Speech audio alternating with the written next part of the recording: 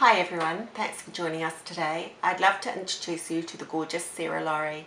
Sarah owns Sarah Larie Lifestyles, which is all about inspiring women to lead meaningful, beautiful lives. And there's a little bit of synergy between Sarah and I because that's one of the reasons I created Gorgeousosity. I was chatting to Sarah the other day and asked her if she'd come in and have a chat to you. So she's here today and we're going to talk about organisation. Hi Sarah, you've written a book and you told me that one of the most popular chapters was on organisation. Why do you think that is? Yeah, that's so right, Jenna. And I find as well as my book and my seminars as well, women seem to really gravitate and have this need towards wanting to be more organised. And I think the reason that is today, more than any other time in history, women are busier than ever.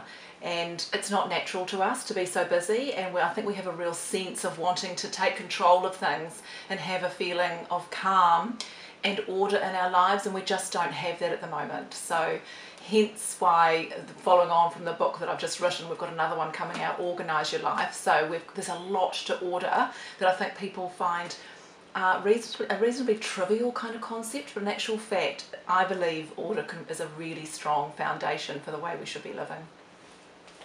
We all know there are organised and disorganised people in this world.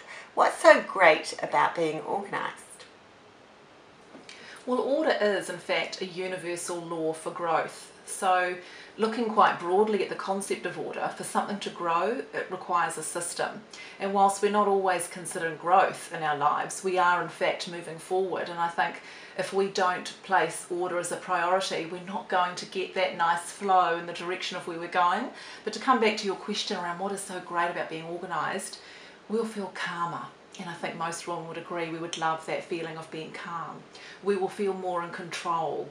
Things make sense in our world when we're organised. If you imagine reading a book from beginning to end, it wouldn't make sense to read the chapters in a disorganised way. We read them from beginning to end. So I guess, like I reiterate, it's nature's way to have order in our lives.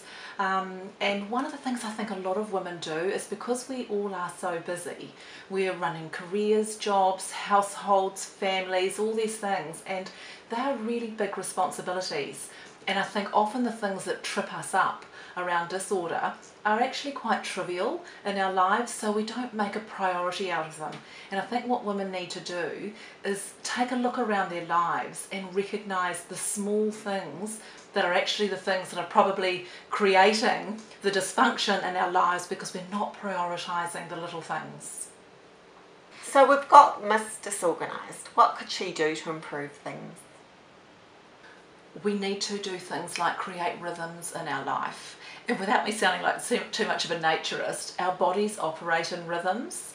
So things like going to bed when we can at the same time at night, rising the same time in the morning, eating your meals at the same time if you can. And that might sound a little bit impossible if you're leading a busy life, so I don't want to put people off from feeling they can be organised, but what I am wanting to say is where you can in your day or your week, have some patterns.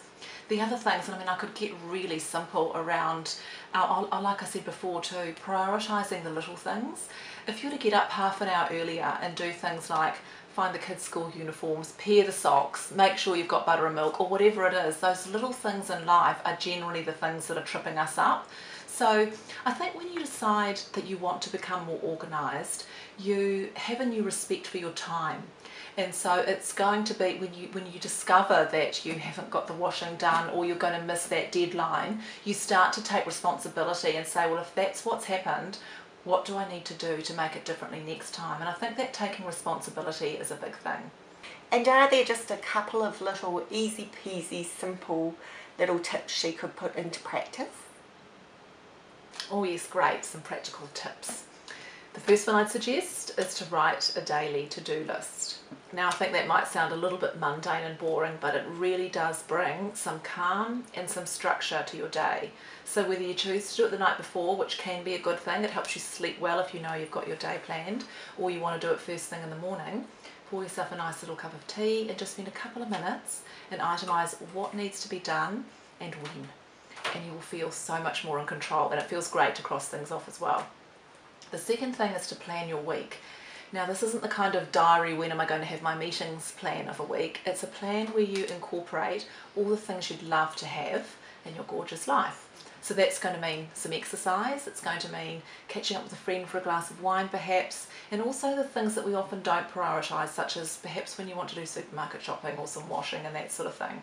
Those things can be the things that actually erode our busy time and actually make us feel out of control. So the good thing about creating a format or a template, so to speak, of your week is that you can see that everything fits, and that helps with that feeling of calm.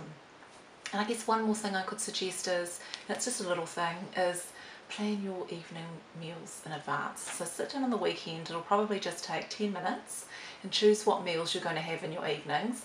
You'll know how to shop better, you'll probably spend less, and you will save time and frustration in the evenings thinking, what are we going to have for dinner? How's that? That's great, Sarah. They're fantastic, and I can actually benefit from putting a few of them into my life as well. Thanks so much for joining us today, and we look forward to seeing you soon, because Sarah's going to be joining us as a little bit of a regular columnist, which is exciting. And you can find down below in the copy a little bit about the seminars that she holds, some information on her book, and a couple of pictures of the gorgeous stationery that she has created. And I'll see you soon. Thanks for joining us.